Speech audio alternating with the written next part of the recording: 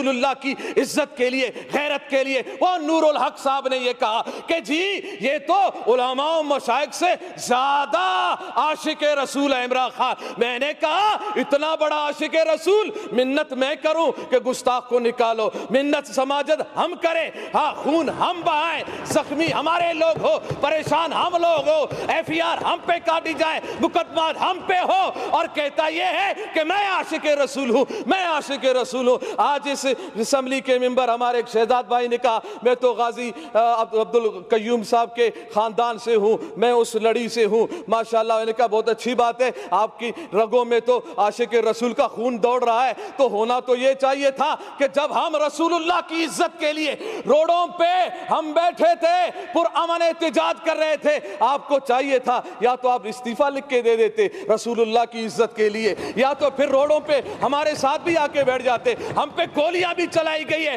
ہمارے کانوں کی قریب سے گولیاں گئی ہیں، ہمارے نوجوانوں کے ہاتھوں میں اسلحہ نہیں تھے، رسول اللہ کی عزت کی بات تھی، زبانوں پہ رسول اللہ کی وفاداری کی بات تھی۔ ہم ادھر احتجاج کر رہے تھے، پرامن احتجاج کر رہے تھے، روڈوں پہ بیٹھے ہوئے تھے، قرآن خوانی ہو رہی تھی، نعت خوانی ہو رہی تھی، رسول اللہ صلی اللہ علیہ وسلم کی تعریف و ثنا ہو رہی تھی۔ ہاں اگر برا کہا جا رہا تھا تو گستاخان رسول کو برا کہا جا رہا تھا، ان کے حامیوں کو برا کہا جا رہا تھا۔ اگر برا لگنا تھا، گولیاں چلانے تھی تو ان پہ گولیاں چلاتے، ان پہ ظلم ڈھاتے جنہوں نے گستاخی کی تھی، مگر تم نے وہ طاقت ہی نہ رہی، نہ تم میں وہ سمت رہی، نہ تم میں وہ رسول اللہ کی محبت کی اصل جھلک نظر آئی کہ تم نکال دیتے، تم کہہ دیتے کہ نا نا نا نا، جس نے رسول اللہ کی گستاخی کی ہے ہم اس کو برداشت نہیں کرتے ہیں۔ تو اس وقت میں پوری اسمبلی سے اس وقت میں اس مرحلے میں ہوں، میں نے لاشیں اٹھائی ہیں،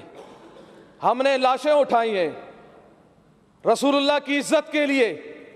ہم نے نوجوانوں کو سینوں پر گولیاں کھاتے ہوئے دیکھا ہے، مگر ہم نے ان نوجوانوں کو تاریخ سلام کرے گی، گولی سینے پہ کھانے کے بعد بھی، چوٹ بہانے کے بعد بھی، زخم برداشت کرنے کے بعد بھی ان کی آخری لبوں پر یہی بات تھی، لبیک لبیک لبیک یا رسول اللہ، اور ان کی زبانوں پر یہ بات تھی کہ یا رسول اللہ ہم نے اپنی جان تیری محبت میں، تیرے ناموس کی حفاظت میں، ختم نبوت کی حفاظت کے لیے اور اس ملک پاکستان میں نظام مصطفیٰ کو قائم کرنے کے لیے ہم نے جان دی ہے۔ مجھے یقین ہے انشاءاللہ ان نشستوں پر جو آپ بیٹھے ہیں، انشاءاللہ وقت آنے والا ہے کہ یہاں پر نظام مصطفیٰ کے ماننے والے ہی بیٹھیں گے انشاءاللہ۔ وہ پھر بات زبردستی نہیں ہوگی، آپ ہمیں زبردستی روڈوں سے اٹھاؤ گے، آپ ہمیں زبردستی پیارے محبوب علیہ السلام کی عزت سے روکو گے، گولیاں چلا کے نا نا نا نا، اس بات کو دبا نہیں سکتے۔ زبردستی روڈوں سے اٹھایا جا سکتا ہے، ڈنڈے چلانے سے۔ اچھا مجھے یہ بتایا جائے میڈم اسپیکر صاحبہ، مجھے یہ بتایا جائے کہ روڈوں پر جو احتجاج کرتے ہیں، پی ٹی آئی کے احتجاج کرنے والوں پہ کیوں گولیاں نہیں چلی؟